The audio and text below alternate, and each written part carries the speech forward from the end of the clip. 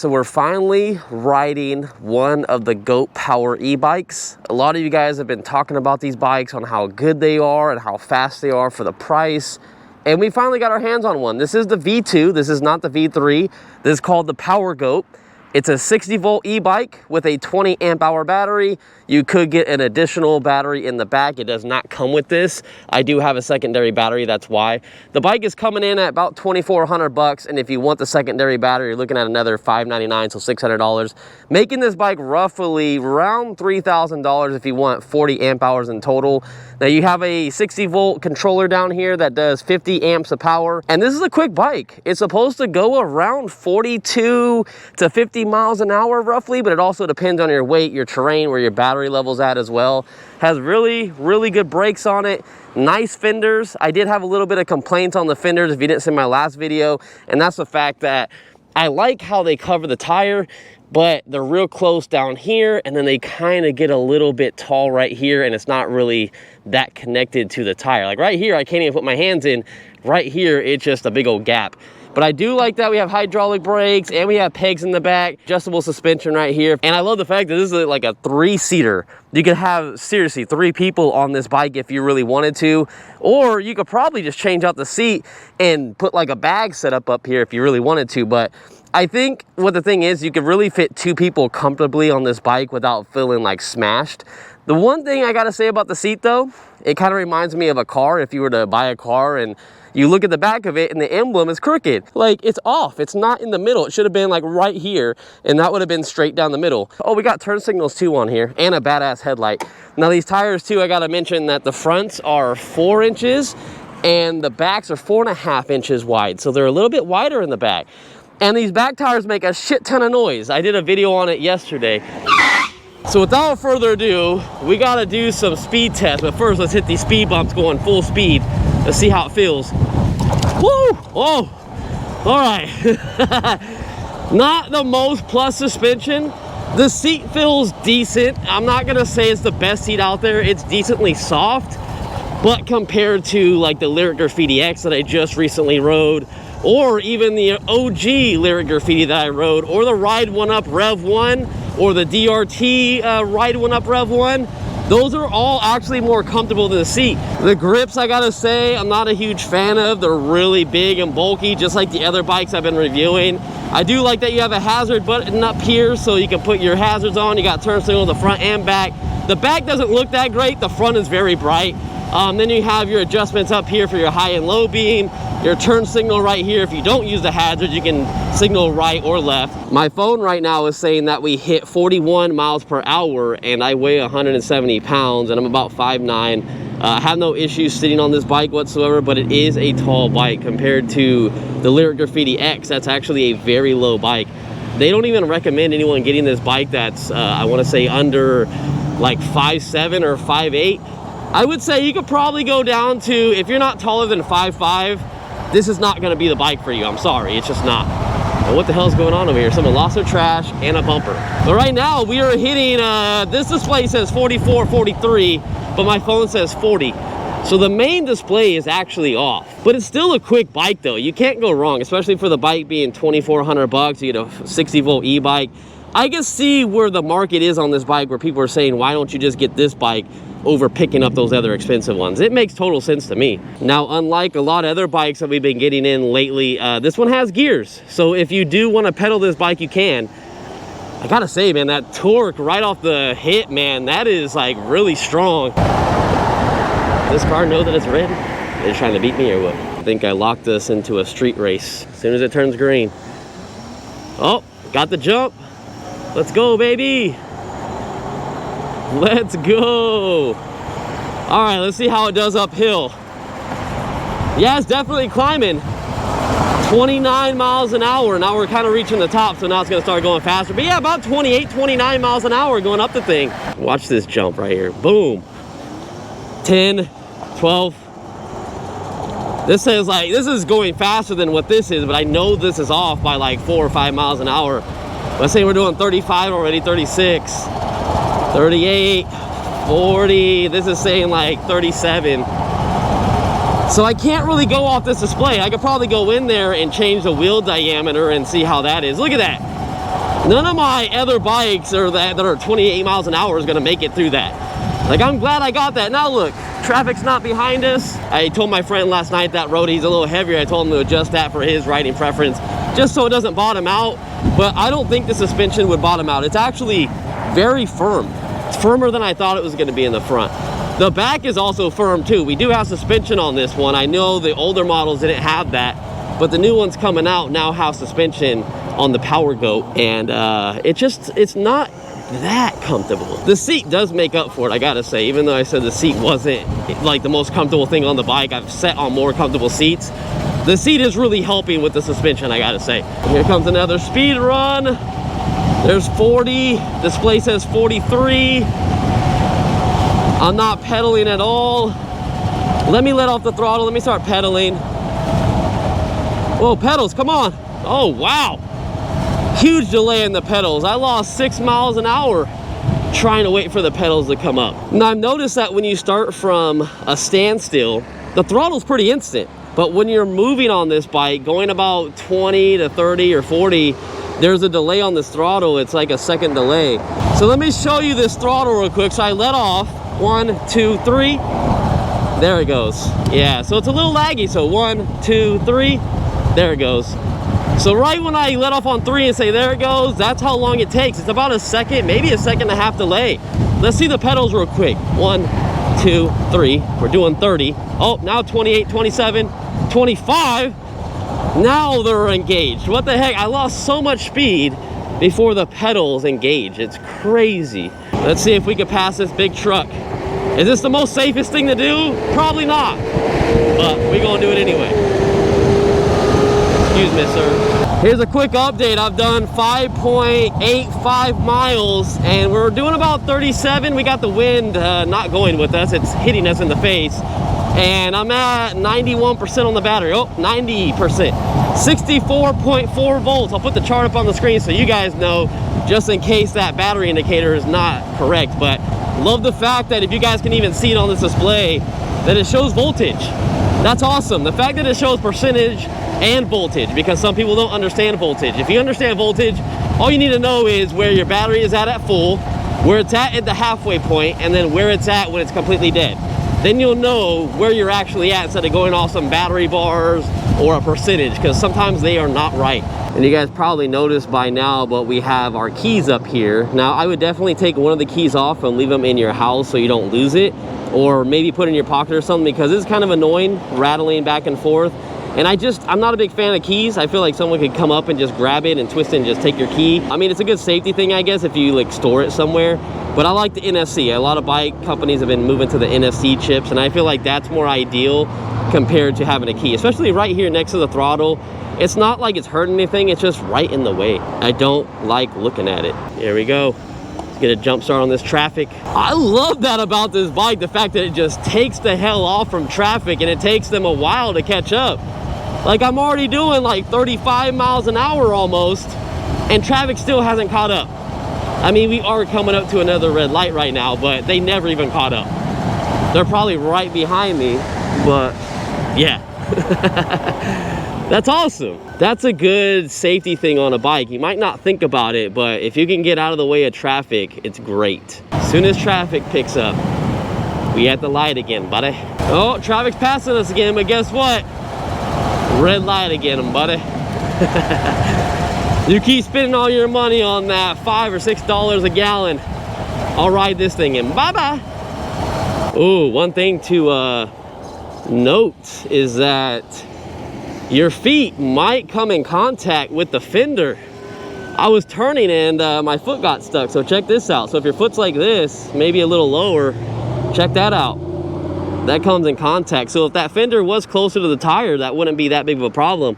I have a size 9.5, so if you wear 10s or bigger, holy moly, your foot's really gonna get stuck if you take a turn. So just be careful on that. Your fender is gonna come in contact with your foot. It's also a very hot day. I just wanna mention that, because if we do have any problems with this bike overheating or the power cutting out, mile per hour going down dramatically, even though we're not at our lowest battery point, it could be the heat. I'm really curious to see if anything will happen to the controller, the motor, the bike in general, with it being 100 degrees right now, because it is hot as hell right now. So we will just see what happens. But I think what we're gonna do right now is I wanna go to where we start reviewing these bikes, and I wanna start doing some braking tests. And there's another hill test I wanna do, so I gotta make it over there real quick. Love those brakes, man. I can't wait to do this braking test. Like, I'm actually kind of worried that the tires might just slide, but we'll just see what happens. But these brakes are absolutely insane. They lock this bike up so damn good. If you guys can see on this display by any chance, it says that it's doing 3,000 watts of power right now. It only says that we have a peak about, what, 2,600 watts? And we're getting more than that. Man, I'm actually wondering if the bike is cutting power, because if you guys notice that, we are going against the wind though, but we were only able to hit like 35 or 36 miles an hour. But I was on the throttle for a good probably 4 miles back there, just solid, maybe 3. But yeah, I know it's not good for these hub motors or the controller, which is underneath the seat under me. And on a hot day, there's really no ventilation unless you get Statorade fluid and you put heat sinks on the hubs and stuff like that. So let's do this hill test. I'm going to start at one of these pillars real quick. This looks like a good one right here. All right, so we're gonna start from a dead still right at this light pole, and we're gonna go up this hill. Let's see how it performs. 1, 2, 3. I love that startup torque, man. It's so good. So good. 20, 22, 24, 25, 26, 27, 29. It's kind of flattening out now, but you get the point. It still climbs. Whoa. All right. Big dip in the road, and I came out of my seat. That wasn't very comfortable coming down. Oh man, I love it. I love it. All right, guys, we had to stop for a second because it's so hot out here. The GoPro is turning off. We're gonna have huge issues with that here. Oh, what the heck? Hold on. I just turned the bike on and it went to 30%. Do you guys remember when we were riding, it said only like 80 something percent, and now it's at 57.6 volts and 30%. What happened on my battery? I went 11 miles. So we do these speed tests at 28 miles an hour, and I'm gonna go off of GPS. I'm not gonna go off of this. So I'm gonna do my best to get to 28. We're at 28 right now. Let's see if we can just hold that. Oh, little fast, little fast. 28, 20, 27, 28.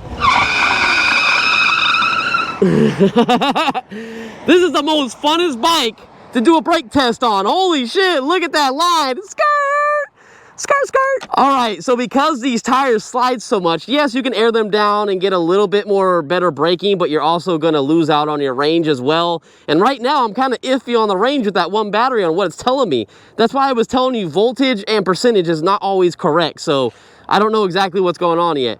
But the best bikes that normally stop on these e-bike tests is normally at this line or behind it. But because this is sliding all over the place, and I think these tires are aired up a lot, it didn't do very good. But the tires lock up instantly. If I could try to do it again, I could probably like feather the brakes so they don't lock up and slide. That might help a little bit. All I'm gonna say is that the brakes are fantastic, but these tires do not grip the road as some other ones that I've been on, especially if you use these tires in the dirt. If you didn't see my last video, go watch it. We rode in the dirt a lot, probably a good 10-15 minutes in the dirt, and this thing got stuck like going up a hill because the tires are so slippery. Now, I'm not saying they're bad for the streets. They're actually really good. I like them. Less rolling resistance, you're gonna get more range that way compared to if they would have put a knobby tire on here. But I'm not mad at the choices that they put a tire on this bike. It's actually really good. It's just not the most grippiest when trying to go off-road if you have to go in the dirt whatsoever. But hey, we all modify our bikes. If you want to put dirt tires on it, you can do that too. I'm sure you guys want to see my famous hill test. So let's do it on this video. 1, 2, 3, start at the bottom, full throttle. And it climbs it like nothing. You can kind of hear it bog down a little bit, but it is still moving though. It's not going slower. It's bogging down because it's going up a hill, but it's still doing it regardless. So here is the bike out in the sun. I do this in all my videos so you guys can see it, and I actually love the look of this bike. I love that it does have their logo on there, but it's like real stealthy looking. And it's not branded, it's not like red or white or something that stands out like a sore thumb. I love that. And if you don't like this logo right here on the battery, This one comes off. This one doesn't come off. So if you want to take the battery ones off, you can. You can also take these off if you want to. And then I would highly suggest getting a secondary battery just because the range on this bike has so much power that you're going to want it. And that means you're probably going to spend like $3,000 on this bike. Oh, and one more thing I should mention too before I forget. I got the one with the gold forks, but if you don't want the gold forks, they have one that's all black without the gold forks. It's just black forks. And then the other option on their website is if you want to get it without pedals, but you might as well get it with pedals. You want it to be a bike. You don't want to get in trouble unless you're using it for like your farm or on your actual property, then that makes sense. But I would hands down get pedals on this bike all day long just to, you know, be legal and not have to worry about cops or anything like that. Now that you've seen the bike, I think at this point in the video, because I'm reading voltage and I'm reading the battery percentage and I don't know what to believe, so I think it's just best that we head back to the house. And if anything happens and cuts out, I'll definitely let you guys know. I realize I haven't tried out the gears, so let's do that. Yeah, they went through like butter. I didn't even feel them at all. Let's see, ghost pedaling was already happening at like 15 or 18 miles an hour. Let's see. So I'm connected, we're at 20, connected, about 24, 25, and then my feet aren't connected to the bike anymore. All right, guys, so I'm about a mile away from my house and I'm down to 22% and it says 56.6 volts. I'll have to put the chart up there. I don't have many bikes that are 60 volt, but recently I've been reviewing a lot of bikes that are 60 volt. I've never had one. It's always been 52 or 72 volt. I've always skipped 60 volts, but I like the bike so far, guys. It's cool. Like, you guys got to decide if you guys want one for yourself or not. I definitely can see why people would want to buy this over other bikes. I do have a coupon code that's going to knock some of the money off of it as well, so it's going to save you a little bit of money, and it's also going to help the channel. But I would definitely highly suggest, if you do pick up the bike, you might want to really think about picking up that second battery if you don't get it right off the bat.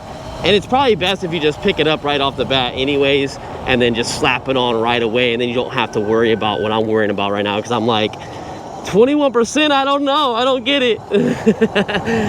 It is a small battery for the power you're getting out of this bike. It really is. Like, there is a lot of power out of this bike, but it's not overwhelming. I do feel like the 0 to 10 is kind of overwhelming because you got to get used to it. It's like real snappy. There's not really much of like a throttle curve in here. It just, you get to a point where it grabs and it just like takes off. You got to be like real gradual on figuring out that little spot of where it's going to take off or not. But I definitely had fun on it. I would probably buy one, yeah, if I wasn't looking to spend $4,000 for like another 60 volt e-bike. This is definitely not no Talaria XXX. It's no Lyric Cycles Graffiti X. It's not a Rev 1. It's actually way better in speed wise than a Rev 1, but it's not as nimble. Like, it feels decent, but you can tell like it's a big bike compared to the DRT model that I've been riding lately. You can tell that's a nimble bike. Like, you move it and it moves side to side. It's not like this thing is terrible or anything. It's just you can feel the difference in weight compared to the two bikes. But without further ado, I'm gonna let you guys go. I'm almost home. I had fun. I'm gonna do more videos on this, so that's why I'm kind of going and doing the video the way I'm doing it right now. But real quick, I know you guys are gonna want to know the range, so give me a sec. So it says I did 15.16 mile. Max speed was 45 miles per hour. Average speed was 18 miles an hour. I've been out here for 50 minutes. GoPro died once. Motor didn't overheat. Controller didn't overheat. Bike didn't leave me stranded. Nothing happened like that. And it says we're down to 20%, 56.4 volts. Let's see what happens if I turn it off and turn it back on and see what happens. Because that's where I got the discrepancy. So let's just see if it wasn't reading correctly. Oh, now it's at 5%. And now it says 52.3 volts. I'm gonna have the chart up on the screen. You guys be the judge of what you think about that. I only went 15 miles, but it was hard riding, but what the heck? 5%, I barely made it home. Drop a comment, let me know what you guys think about that, and like the video, and I'll put more content out on this thing, because it's a fun bike, but we're definitely gonna be riding it from here on out with a secondary battery. What's up, buddy? Keeping my house safe? All right, guys, peace out. Brake test. No, you make it sound like a fucking freak accident back there. Like a big semi. No,